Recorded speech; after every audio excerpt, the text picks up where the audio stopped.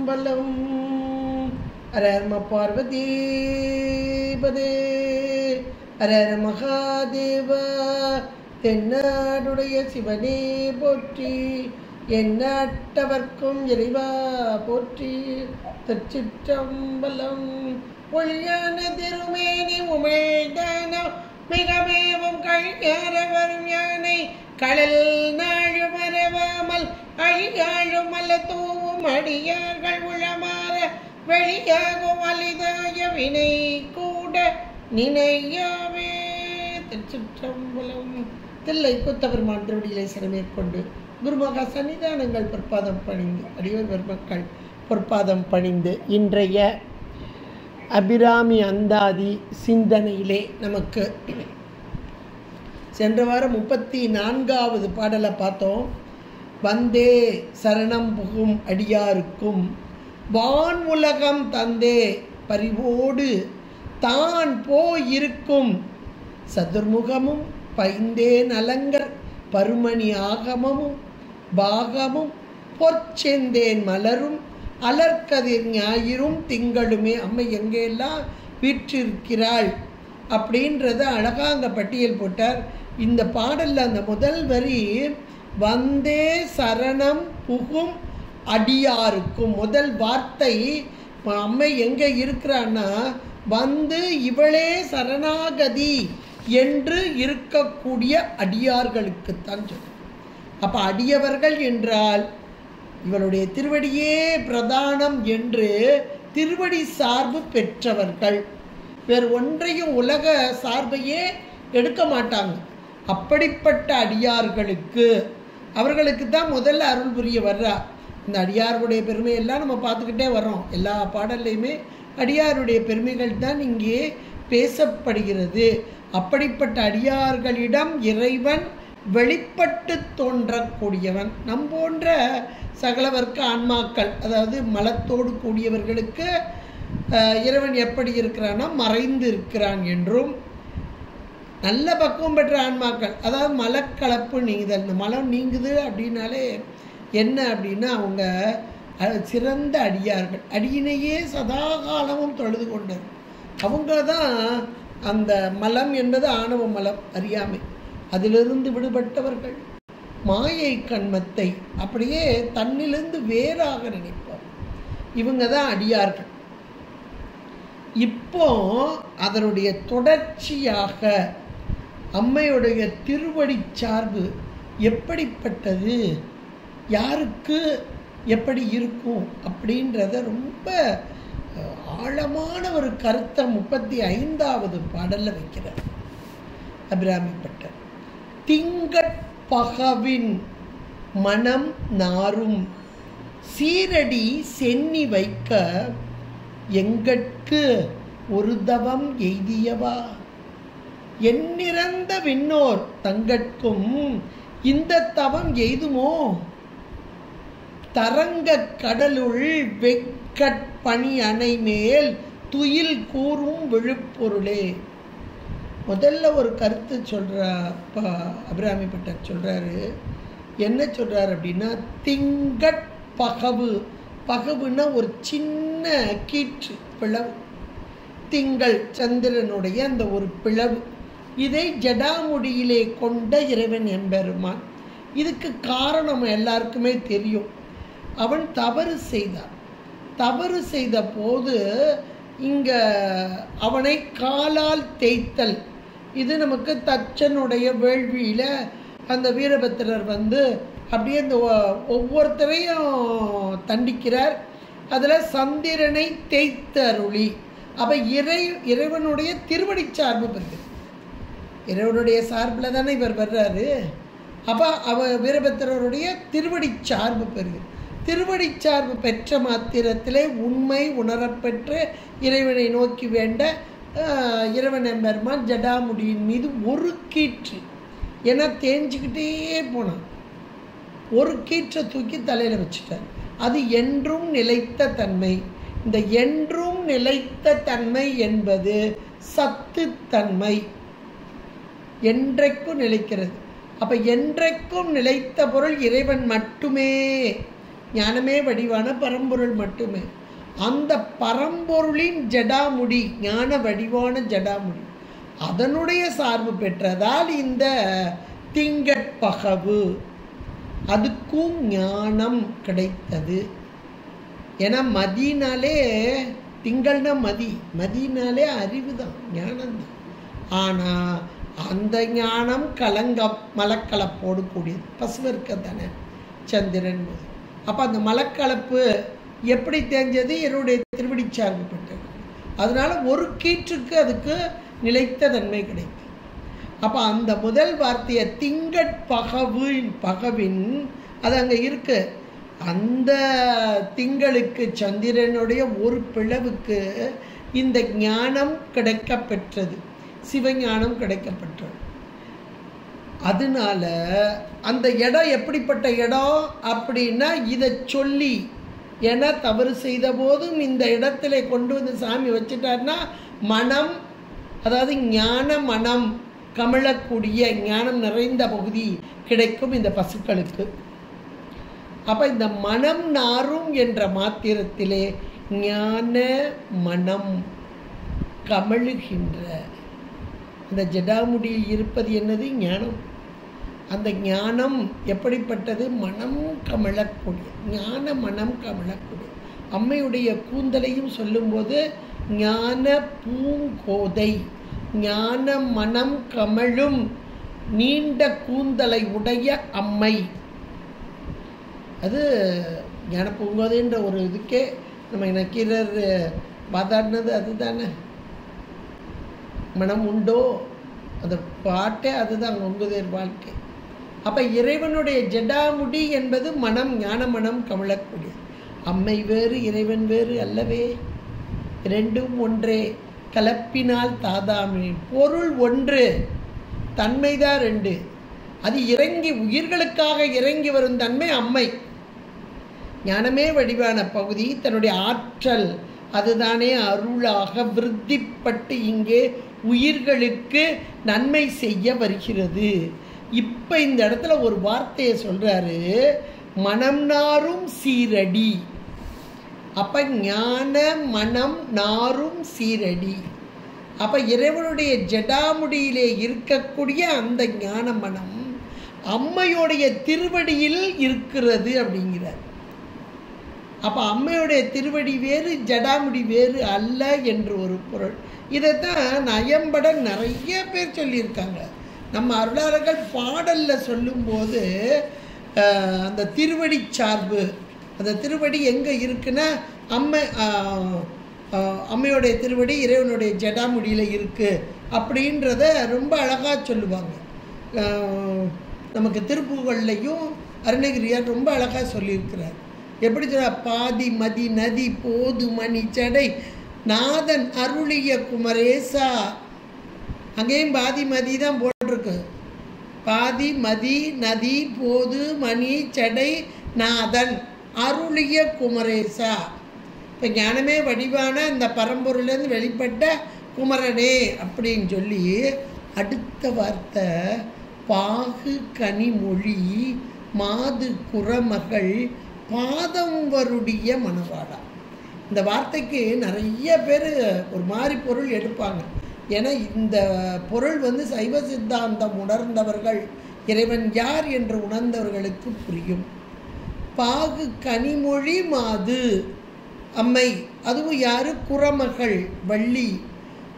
அந்த வள்ளல் என்றாலே முருகப்பெருமான், ஞானமே வடிவான பரம்பொருள். அந்த வள்ளலுக்கேற்ற வள்ளி இவள். உயிர்களின் பொருட்டு, ஆன்மாக்களின் பொருட்டு இறங்கி வந்த நிலை, அதுதான் வள்ளி. இன்னைக்கு வள்ளிகிட்ட தான் போய் நம்முடைய விண்ணப்பங்களை எல்லாம் வைக்க வேண்டும் என்று வள்ளிக்கு தான் பள்ளியறை உண்டு. பள்ளி இருக்கிற இடத்துல தான் பள்ளியறை உண்டு. நம் போன்ற மானுடர், இந்த மானுட சட்டை தாங்கி இன்னைக்கு சகல வர்க்கமாக இருக்கோம் பாருங்க, நமக்காக இறங்கி வந்த தன்மை வள்ளி. அந்த வள்ளியம்பிராட்டியின் பாதத்தை வருடினாராம். அம்மா, நீ வந்த நோக்கம் என்ன? இந்த உயிர்களுக்கு நன்மை செய்ய வேண்டும், அதை செயல்படுத்து அப்படின்னு சொல்கிற வார்த்தை தான் அது, பாதம் வருடிய மணவாளா அப்படின்றது. இங்கேயும் அபிராமிப்பட்ட மிக தெளிவாக சொல்கிறார். ஞானமே வடிவான பரம்பொருளான அந்த இறைவன் எம்பெருமானுடைய ஜடாமுடியில் இருக்கும் திங்கட்பகவு அது தேய்ந்து கொண்டே இருந்தது. இந்த இடத்தில் ஞானமான பகுதிக்கு வந்ததால் நிலைத்ததன்மை பெற்றது. மனம் நாரக்கூடியது. என்ன மனம்? ஞான மனம், கவலம். அந்த மனம் இந்த அம்மையுடைய சீரடி திருவடியில் அங்கே கமழ்கிறது அப்படிங்கிறார். அப்போ திருவடியில் கமழ்கிறது என்ற மாத்திரத்தில் திருவடி எங்கே இருக்கு? இறைவனுடைய ஜடாமுடியில் இருக்கிறது. அப்போ ஜடாமுடி என்பது ஞானம். அம்மையுடைய திருவடி, திருவருள், சிவஞானம், இது எல்லாம் ஒரே டேர்ம், ஒரே வார்த்தையை குறிக்கிறது. உயிர்களுக்காக இறங்கி வந்து அருள் புரிய வந்த தன்மைதான் திருவருள், அதுதான் திருவடி, அதுதான் சிவஞானம் என்று சொல்லக்கூடிய. அதைத்தான் இங்கே ரொம்ப அழகான ஒரு வார்த்தையில், இதை சாதாரணமாக பார்த்தா எதையோ சொல்கிறாங்க, இவருடைய தலையில் அம்பையோடைய திருவடி இருக்கிறதா அப்படின்னு சாதாரணமான ஒரு பொருளை பார்ப்பாங்க. ஆனால் உண்மையிலேயே நம் போன்ற உருவத்தை இறைவனுக்கு ஏன் கொடுத்துருக்காங்கன்னா நாம் உணரணுன்றதுக்காக. ஒரு நிமிஷம் யோசிச்சு பாருங்கள், இறைவன் எப்படிப்பட்டவன்? அந்த பரம்பொருளுக்கு உருவம் பேர் உண்டோ? கிடையாது. ஒரு நாமம் ஓர் உருவம் ஒன்றும் இல்லார்க்கு. பெரு வியாபகமான பரம்பொருள், அந்த வியாபகத்திற்குள் அடங்கிய அந்த அம்மை. இறைவன் வேறு, இறைவி வேறு அல்ல. அப்போ அந்த இடத்துல திருவடி, அந்த திருமுடி எதை சொல்வது? ஞானமே வடிவான பகுதி. ஆனால் உயிர்களுக்கு இறங்கி வரும்போது இந்த திருவடி சார்பு பேசப்படுகிறது, திரு அருளாக பேசப்படுகிறது. இந்த திருவருள் சார்பு பெற்றவர்கள்தான் மேலான நிலையை அடைய முடியும். அவன் அருளாலே அவன் தாழ் வணங்கி இந்த திருவருள் சார்பு யாருக்கு இருக்கிறதோ அவர்கள்தான் அந்த சிவபோகத்தில் திளைக்க முடியும். சிவபோகம் அனுபவிக்க வேண்டிய ஒன்று. அது எப்போ கிடைக்கும்னா திருவருள் சார்பு யாருக்கு கூடி நிற்கிறதோ அவர்களுக்குத்தான் சிவபோகம். இன்னும் சொல்ல போனால் 11ஆம் சூத்திரம் அது சிவபோகம் என்பது. இதை நம்ம அருளாளர்களுடைய வாழ்க்கையில் வச்சு பார்த்தீங்கன்னா எளிதாக புரியும். பெரிய புராணத்தில் நீங்கள் எந்த நாயன்மார் எடுத்தாலும் பாருங்கள், இறைவன் வருகிறார், இவர்களை ஆட்கொள்ள வருகிறார் என்றால் அம்மையின் நோக்கு பெற்றவர்களாக அருள், திருவருள், அந்த திருவருள் நோக்கு அவர்களோடு ஒன்றித்து நேராக நேர் நின்றார்கள். அப்போ இறைவனை காண வேண்டும் என்றால் அவனுடைய அருள் நோக்கு. ஏன்னா இந்த பசுஞானம் பாசஞானத்தால் இறைவன் அடைய முடியாது. இப்போ பதிஞானம் என்பது தான் திருவருள் சார்பு, அம்மையுடைய சார்பு. அது பெறணும். இது இன்னைக்கு காரைக்காலம்மையாருடைய குரு பூஜை. அதில் பெரிய புராணத்தை எடுங்க, இப்போ நான் சொல்கிற பாடலை கையில் எடுங்க, நான் சொல்கிற அந்த விவரத்தை அந்த பாடல் அப்படியே பார்த்து பொருத்தி பாருங்க. அப்படி ஒரு ஆச்சரியமாக. இதே மாதிரி கண்ணப்பனா ஒவ்வொருத்தருக்கும் பொருத்தி பார்க்கலாம். நீங்கள் இன்னைக்கு காரைக்காலம்மையாருடைய குரு பூஜை இந்த நல்ல நாளில் அதை நம்ம சிந்திச்சு பார்க்கணும். 56வது பாடல் பெரிய புராணத்தில், காரைக்காலம்மையாருடைய புராணத்தில் 56வது பாடல். தலையினால் நடந்து சென்ற சங்கரன் இருந்த வெள்ளி மலையின் மேல் ஏறும்போது மகிழ்ச்சியால் அன்பு பொங்க கலை இளம் திங்கள். கலைனா ஒரு பிறை. கலை இளம் திங்கள் கண்ணி கண்ணுதல் ஒரு பாகத்து அம்மை, ஒரு பாகத்து சிலை நுதல் இமயவல்லி அம்மை, சிலை நுதல் இமயவல்லி திருக்கண் நோக்கு உற்றது அன்றே. அப்போ அம்மா காரைக்காலம்மையார் மேலே ஏற ஆரம்பிச்சிட்டாங்க, ஏறுறாங்க, கைலாயத்துக்கு ஏறுறாங்க. அது காலால் நடக்கூடாதுன்னு தலையால் நடக்கிறாங்க. அப்படி நடந்து வரும்போது மேலே ஏற ஏற ஏற முதல்ல அவங்களுக்கு என்ன கிடைச்சது, அதான் திருவருள் நோக்குன்றது. திரு அருளை நோக்கு பெறவில்லை என்றால் அந்த ஞானம், மேலான சிவ ஞானம், இறைவனுடைய இறைவன் சிவபோகம், அந்த ஆனந்தத்தை அனுபவிக்க முடியாது. அதனால தான் ரொம்ப அழகான அந்த வார்த்தை, சிலை நுதல் இமயவல்லி அம்மை. சிலை நுதல் இமயவல்லி அவ எங்க இருக்கிறா? கலையிலம் திங்கள் கன்னி கண்ணுதல் ஒரு பாகத்து, இறைவனுடைய ஒரு பாகத்தில் இருக்கக்கூடிய சிலை நுதல் இமயவல்லி திருக்கண் நோக்கு உற்றதன்றே. அப்ப திருவருள் சார்பு பெற்றார் அம்மையார், கரைக்கல் அம்மையார். எவ்வளோ ஒரு அருமையான வார்த்தை பாருங்க. இதைத்தான் இந்த இடத்துல அபிராமிப்பட்டர் இந்த பாடல்ல வைக்கிறாரு. திங்கட்பகவு மனம் நாரும். அப்போ அந்த திங்கட்பகவு எங்கே இருக்குது? இவருடைய ஜடாமுடியில் இருக்குது. அது ஞானமே வடிவான பகுதி. அந்த ஞானம், அந்த மனம், அப்போ சிவ மனம் கமலும் நாரும் சீரடி. எது? அம்மையுடைய திருவடி. அந்த திருவடி தான் திரு அருள். அது எங்கே வைக்கிற? சென்னி வைக்க. சென்னி என்பது தலை, என்சான் உடம்புக்கு இங்கே சிரசே பிரதானம். இப்போ நம்ம உடம்புக்கு ஒரு விளக்க வருதுன்னா கண்ணால் பார்க்குறோம், காதால் கேட்குறோம், வாயால் பேசுகிறோம், மூக்கால் நுகர்றோம். இவ்வளவு 5 அறிகருவிகள் ஞானேந்திரியங்கள் பெற்ற ஒரு உறுப்பு தலை. அதனால் இந்த தலை நமக்கு பிரதானமான ஒன்று, விளக்கம் தர வந்த ஒன்று.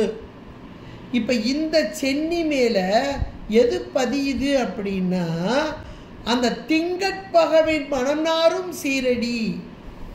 இறைவனுடைய ஜடாமுடியிலே இருக்கக்கூடிய ஞான மனம் கமலும் இந்த சீரடி திருவருள். அந்த திருவருள் சிவஞானம், அந்த சீரடி எங்க பதியுது அப்படின்னா போன பாட்டிலேயே நல்ல அழகா வச்சாரு. சரணம் புகும் அடியாருக்கு அப்படின்னு ஒரு வார்த்தையை 34லேயே முதல் வார்த்தையை போட்டார். சரணம் பந்தே சரணம் புகும் அடியாருக்கும். அடியாருக்கும், அடியார்த்த முதல்ல சொல்றாங்க, அடியாருக்கும்.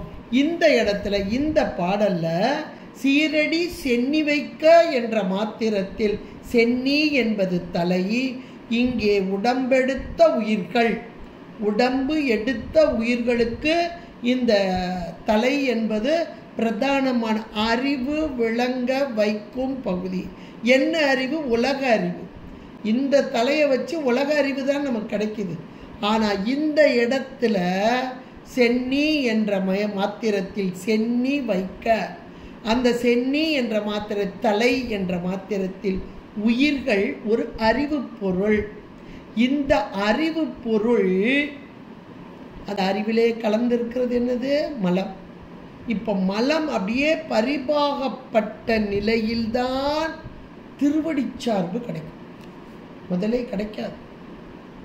அப்போ சீர் மேலான மேன்மை பொருந்தி அந்த திருவடி, அதனுடைய சார்பு நாம் பெற வேண்டும் என்றால் உயிர்கள், இந்த இடத்துல சென்னி என்பது தலை, இந்த இடத்துல தலை என்பது உயிருடைய அறிவு, உயிர்களின் அறிவு.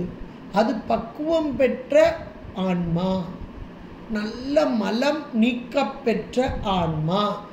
அப்போ அந்த சென்னி வைக்க என்ற மாத்திரது எந்த ஆன்மா பக்குவம் அடைகிற, பக்குவம்னா வேற ஒன்றும் இல்லை, நான் ஒரு பொருள் அல்ல, என்னை செலுத்துபவன் இறைவன் என்று பணிவான் தன்மை, தாழ்வெனும் தன்மையோடு இருக்கும் அடியார்கள் என்றாலே இறைவனுடைய திருவடி. சதா காலமும் குனிந்து குனிந்து குனிந்து இறைவா எம்பெருமானே நீ என்னை நடத்துகிறாய், நீ என்னை நடத்துகிறாய், எனக்கென்று ஒரு செயலும் இல்லை, எல்லாம் நின் செயல் அப்படின்னு நிற்கிறவங்க தான் அடியார். நான் செய்கிறேன் இருமாந்துட்டாங்கன்னா அது பசங்க. எல்லாம் சிவச்செயலே, அவன் அன்றி ஒரு அணுவும் அசையார் என்று அவனுள் அடங்கி இருத்தல். அப்படிப்பட்ட பக்குவம் வாய்ந்த அடியார்களுடைய சென்னியில் வைக்க. இந்த வார்த்தை அவ்வளோ ஒரு மேலான ஒரு வார்த்தையை கொண்டு போட்டார். வைக்க எங்கட்கு ஒரு தவம். அடுத்த வார்த்தை 3வது ஒரு வார்த்தை போடுறாரு, எங்கட்கு என்ற மாத்திரத்தில். இது அபிராமிப்பட்டருக்கு வச்சுக்கலாம், நமக்கெல்லாம் வைக்க முடியாது. பக்குவம் பெற்ற ஆன்மாக்கள், பக்குவிகள், எங்கட்கு ஒரு தவம் எய்தியவா. நான் ஒரு தவமே செய்யலையே. அப்போ தவம் செய்தல் என்பது என்னுடைய காரியமா? இப்போதான் நம்ம பார்த்தோம், அவன் அன்றி ஒரு அணுவும் அசையாது. அப்போ இந்த தவம் செய்தல் என்பதும் யாருடைய காரியம்? அம்மையின் காரியம். அவ தான் நடத்தணும். என்னுடைய வினைகள் அங்கே ஏராளமாக இருக்கு. இந்த வினைக்கு ஈடாக உலகத்தை நோக்க வைத்தல், இதுதான் அம்மையுடைய முதல்ல நமக்கு உயிர்களாகிய நமக்கு செய்யும் உபகாரம். உயிர்களாகிய நமக்கு வினைக்கு ஈடாக திரோத்தாயி என்ற ஆற்றலாக இருந்து வினைக்கு ஈடாக நம்முடைய எண்ணங்கள் செயல்பாடுகள் எல்லாமே இங்கே தான் போகணும்னு நினச்சேன், என்னவோ என் காலை அங்கே போயிட்டு போங்க அப்படின்னு எத்தனை நேரம் நம்ம சொல்கிறோம். என்னவோ என் புத்தி கொஞ்ச நேரம் மாறிட்டு இப்போ இங்கே இதை கேட்க நினச்சேன், இங்கே மாறிட்டேன் போங்க. எப்போ? அது நம்முடைய வினைக்கு ஈடாக. அப்போ அந்த வினைக்கு ஈடாக முதல்ல செலுத்தி அப்புறம் அந்த அனுபவத்தில் அதில் ஒரு அனுபவம் கண்டிப்பாக கிடைக்கும். அப்போ அந்த அனுபவம் பெற்றவங்களுக்கு இது நல்லா புரியும். அனுபவம் பெற்று பெற்று பெற்று ஆகா இறைவனை அடைய வேண்டும், இறைவனை அடைய வேண்டும், இறைவனை அடையாததால் எத்தனை எத்தனை உலகத்தை நோக்கியதால் வந்த துன்பம் எத்தனை அப்படின்னு உணர்ந்த மாத்திரத்தில் இந்த ஆன்மாக்களை தன்வசப்படுத்தி தானாக்குதல். இதான் அம்மையுடைய செயல், தன்வசப்படுத்தி தானாக்குதல். அப்போ அந்த தவம் என்பதுக்கோ நான் செய்யலை, எய்தியவா, எனக்கு எய்த வைத்தவா அப்படின்னு பொருள். அப்போ அந்த தவம் செய்தின்ற மேலான நிலைக்கோ என்ன நீ அப்படியே கையை பிடிச்சு கூட்டிகிட்டு போனேன். அதுக்கு கூட இந்த ஆதாரத்தில் நின்று சொல்லும்போது, 6 ஆதாரத்தில் சொல்லும்போது அநாகதத்தை தாண்டது ரொம்ப கஷ்டம். மேல் நோக்கிய நிலை ஆன்மா ஒருத்தருடைய பயணத்தை இந்த ராஜபாட்டை வழியாக மேல் நோக்கி செலுத்துகிறதும்பாங்க. மேல் நோக்கி செல்ல செல்ல மரணம் இல்லாத, அதான் வடக்கு என்பது சரண திசை, தெற்கு என்பது மரண திசைம்பாங்க. இதை வச்சு தான் சொன்னாங்க. அப்படிங்கும்போது அநாகதத்தை கடந்து இந்த விசுத்திக்கு ஏறுறது ரொம்ப கஷ்டமா. அந்த அநாகத்தில் அப்படி தயங்கி நிற்கும் ஆன்மாவை திருவருள் பற்றி மேல் நோக்கி இழுத்துணும். அதுக்கப்புறம் திருவருடைய செயல், விசுத்தியும் ஆக்ஞையும். அப்போ எல்லாம் உன்னுடைய செயல், என் செயல் யாதொன்றும் இல்லை. அதுதான் ஒரு தவம் எங்கட்கு ஒரு தவம் எய்தியவா. அவ்வளோ அழகான வார்த்தைகளை போட்டு பக்குவம் பெற்ற ஆன்மாக்கள், அந்த ஆன்மாக்களுடைய அறிவிலே அப்படியே அம்மையுடைய திருவடி சார்பு. இந்த திருவடி எப்படிப்பட்டது? மனம் நாரும் திருவடி. அந்த திங்கட்பகவு இருக்கிறதே, அந்த ஜடாமுடி சிவஞானம், அந்த மனம் ஞான மனம் கமலும் அந்த சீரடி. அதை இந்த ஒன்றுக்கும் பற்றாத உயிராகிய என்னுடைய அறிவு அதிலே வைக்கும் வண்ணமாக எங்கட்கு ஒரு தவம் எய்தியவா அப்படின்னு வியந்து வியந்து வியந்து சொல்றார் அபிராமிப்பட்டர். அடுத்து சொல்றார், எண்ணிறந்த விண்ணோர் தங்கட்கும் இந்த தவம் எய்துமோ.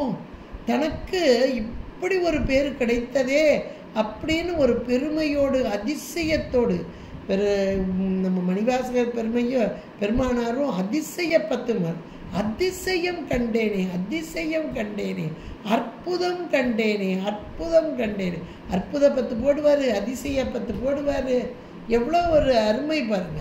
அப்போ அதெல்லாம் திருவடி சார்பு பெற்றதால் அதை நம்மோடு பகிர்ந்து கொள்ளுதல், நாமும் அடைய வேண்டும் என்பதற்காக பகிர்ந்து கொள்வோம்.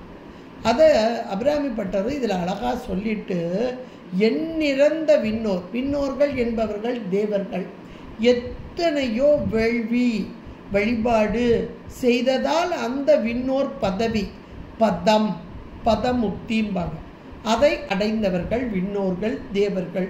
அவர்களும் பசுக்களே, ஆனால் அவர்களுக்கு ஒரு குறிப்பிட்ட எல்லை, இட எல்லை, கால எல்லை எல்லாம் கொடுக்கப்பட்டு இருக்கிறது. ஆனால் நம் போன்ற துன்பக் கலப்பு என்பது கிடையாது. நமக்கு இன்பமும் துன்பமும் கலந்து கலந்து வரும், அவர்களுக்கு கிடையாது.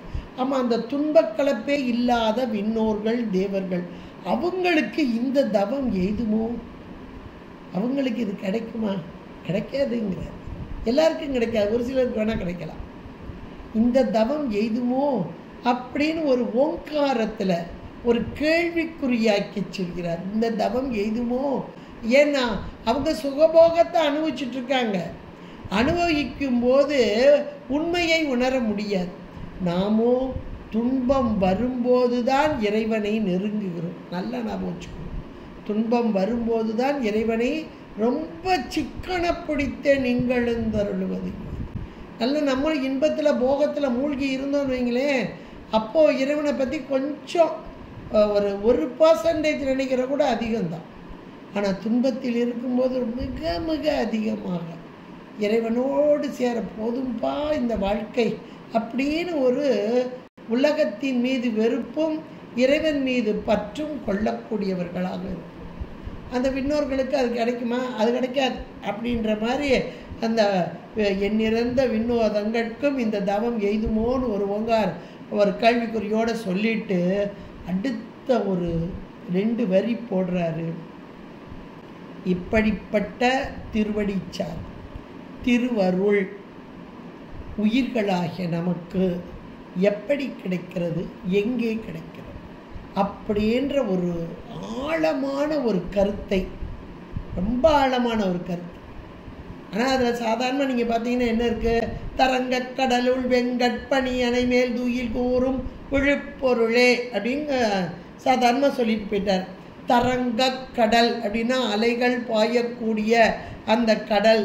அதில் வெங்கட் கொடுமையான, வெங்கட் அப்படின்னா நஞ்சு, கொடுமையான நஞ்சு. அந்த நஞ்சை கொண்ட, இன்னும் சொல்லப்போனால் கண்டு அப்படின்னா கண்ணுன்னு கூட சொல்லலாம். வெங்கட்னா கடுமையான பார்வை. இந்த பாம்போடைய பார்வை பார்த்தீங்கன்னா கொடூரமாக இருக்கும், அதுவும் சொல்லலாம். இன்னொன்று அது வாயில் இருக்கக்கூடிய நஞ்சு, அந்த நஞ்சோடு கூடிய வெங்கட்பணி. பனினா பாம்பு, அணை, அணைனா பாம்பு படுக்க, அதன் மேல் துயில் கூறும் விழுப்பொருளே. யாரை சொல்கிறாரு? அம்பாள் சொல்கிறாரு. இப்போ நமக்கு யார் ஞாபகம் வரும்? திருமால் ஞாபகம் வரும். அவர் தான் அங்கே படுத்திருக்கிறாரு. பாம்பு அணை மேலே படுத்திருப்பவர் யார்? திருமால். ஆனால் இங்கே சொல்கிறது யார் சொன்னா? விழுப்பொருளே.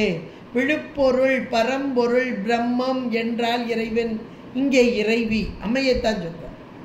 அப்போ இதனுடைய பொருள் என்ன அப்படின்னா, அம்மை இந்த மேலே ஒவ்வொரு வரியாக பார்த்துட்டு வந்தீங்கன்னா மேலான ஞான மனம் கமழக்கூடிய அந்த திருவடி சார்பு பெறுதல் என்பது மேலான தவசிகளுக்கு ஞானிகளுக்கு மட்டுமே உரித்தான ஒன்று. அந்த தேவாதி தேவர்களுக்கும் கிடைக்க முடியாத ஒன்று. அந்த திருவடி எங்கே இருக்கிறது என்றால் உயிர்களாகிய தில்லை மூதூர் ஆடிய திருவடி பல்லுயிரெல்லாம் பயின்றனன். அப்படிப்பட்ட அந்த திருவடி அது எங்கே இருக்கிறது? எல்லா உயிர்களிலும். அந்த திருவருள் அம்மை, அந்த திருவருள் திருவடி அந்த அம்மை எல்லா உயிர்களிலும், அந்த உயிர்களின் அறிவிலே. இப்போ அறிவு என்ற ஒன்று, இந்த அறிவில் என்ன கலப்பு இருக்குது? மலம் என்ற ஒன்று நஞ்சு போன்று இருள்மயமான ஒன்று. நஞ்சினால இருள்மயம். அப்போ நஞ்சு இருள்மயமான ஒன்று. அந்த இருள்மயமான நஞ்சு, அந்த நஞ்சுக்குள் அறியாமை ஆணவம், அங்கே ஆணவத்தோடு கூடிய உயிர்கள் அந்த உயிர் அறிவிலே இருக்கும் ஒரு விழுப்பொருள். அப்போ இங்கே இருக்கிற விழுப்பொருளை நாம் எப்போ உணர முடியும்?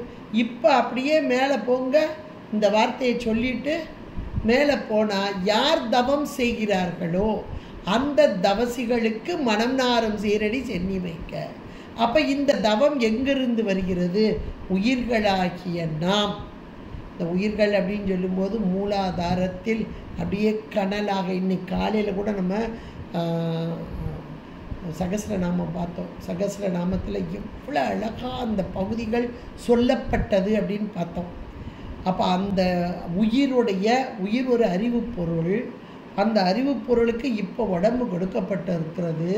அந்த உடம்பிலே மூலாதாரத்திலே முக்கோண வடிவமாக திரிபுராம்பிகைன்னெலாம் பார்த்தோம். நம்ம அந்த கனலான பகுதியிலே திருவருள், முதல்ல திருவருள் இப்போ உலகத்தை நோக்கி, அதாவது திரோதாயியாக இருந்து உலகத்தை நோக்கி செலுத்தும் அம்மை இப்போ திருவருள் சார்பு அந்த மலம் சற்றே நீக்க பெற்ற போது திருவருள் இந்த உயிரின் அறிவை பற்றி கொண்டு உயிரை பற்றி கொண்டு உயிர் அறிவிலே இருந்து பற்றி கொண்டு மேல் நோக்கி செலுத்துகிறது. அப்பவும் கூட நமக்கு அக்னி மண்டலம், சூரிய மண்டலம், சந்திர மண்டலம். இப்போ இந்த சந்திர மண்டலம்ன்றது இந்த முகம்தான். அதுலேயும் கூட இந்த இடம்தான் பார்க்கடல் என்று சொல்வது. ஏற்கனவே நம்ம சகஸ்ரநாமாவளியில் அதில் பார்த்தோம், பார்க்கடல் அப்படின்றது. இந்த பார்க்கடல் அதுலேயும் கூட இந்த ஆக்ஞைன்றது நம்ம இந்த புருவமத்தி சொல்கிறோம், ஆனால் அதுக்கு நேர் பின்னாடி இருக்கக்கூடிய ஒரு பகுதி, அதுதான் தரங்கக்கடலாக. அப்போ திருவருள் சார்பு பெற்ற ஆன்மா மனம் நாரக்கூடிய ஆன்மாவாக. இது நீங்கள் ஒவ்வொரு ஆதாரத்திலையும் இறைவன் எம்பெருமான் நடனம் ஆடக்கூடிய காட்சி. இந்த சப்த விடங்க ஸ்தானங்கள் நம்ம பார்க்குறோம். ஒவ்வொரு காராயில்னு ஒரு ஊர், அதில் இறைவன் ஆடிக்கொண்டு இருக்கிறார். கார் கூட்டல் அகில். கார்னா சந்தனம், நல்ல சந்தனம் போன்ற வாசம். அகில் அந்த புகை எல்லாம் சேர்ந்து வரக்கூடிய வாசம். அந்த இடத்துல ஆன்மா வரும்போது இறைவனுடைய நடனம் என்பது இறைவனுடைய திருவடி சார்பு, திருவருள் சார்பு பெற்ற ஆன்மா அப்படியே மேல் நோக்கி எழும்புகிறது. எழும்பும்போது இந்த காராயில் என்ற தளத்திலே வரும்போது ஒரு மனம் வந்துடும். அப்போ அந்த மனம் என்னது? ஞான மனம். மனம் கமல அப்படி மேலே வரும். ஒவ்வொன்றுக்கும் ஒரு நிறம், ஒரு மனம், அப்படியே ஒவ்வொரு வகையான நடனம் இதெல்லாம் சொல்லப்பட்டு இருக்கிறது ஒவ்வொரு ஆதாரத்திலும். அந்த சப்த விடங்கம் என்று சொல்லப்போதான் மூலாதாரத்தில் திருவாரூர். அடுத்து காராயில். இப்போ இந்த அம்மை தான் திருவருள் தானே பற்றி கொள்ளுது, உயிரை பற்றி கொள்ளுது. உயிர் அறிவிலிருந்து அப்படி பற்றி மேலே தூக்கிட்டு போகுது. போய் எங்கே கொண்டு வந்து நிப்பாட்டுது அப்படின்னா தரங்கக்கடல். அப்படியே நல்ல பால்கடல். பால்கடல் என்பது இங்கே அலைகளை வீசிக்கொண்டிருக்கும் பால்கடல். அந்த கடலுள் வெங்கட்பணி அணை. வெங்கட்பணி அணை என்ற போது பாம்பு என்பது அறியாமையோடு கூடிய நம்ம தான். ஆனால் இந்த பாம்பின் விஷமும் இந்த அறியாமை உயிருக்கு, பாம்புக்கு விஷம் நீக்க பெற்ற தன்மை. காரணம் ஞானம் படிந்ததால். ஞானம் ஒளி, அஞ்ஞானம் இருள். ஞானம் வந்த பொழுது ஒளி நீங்கியது. திருவருள் சார்பு பெற்ற போது விஷத்தன்மை நீங்கியது. அந்த வெங்கட்பணி அணை, அதாவது உயிருடைய அறிவு, அதன் மேல் துயில் கூறும் விழுப்பொருளே. அப்ப திருவருளோடு கூடி நின்ற இந்த ஆன்மா, அவ்வளோதான்.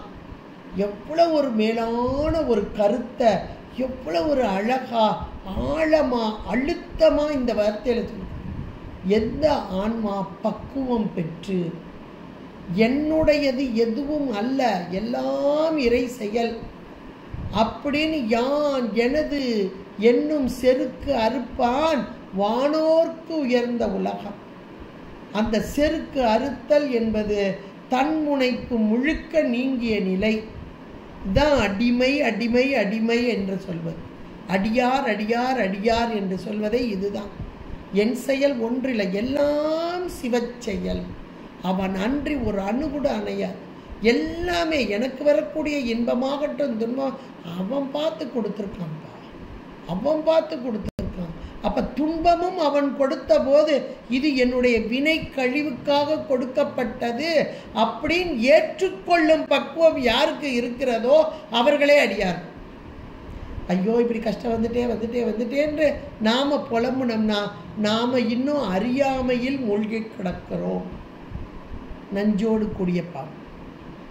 இப்போ இறை சார்பு பெற்ற பாம்பு, நஞ்சு நீக்கம் பெற்ற பாம்பு, அவ்வளோதான். இந்த பாம்பு அழகா இறைவனுடைய ஜடாமுடியில், கழுத்தில், கையில், இடுப்பில் எல்லா இடத்துலையும் பாம்பு இருக்கும். ஏன் கேட்டு பாருங்க. இந்த இடத்துலையும் அழகாக சொல்லிட்டார்.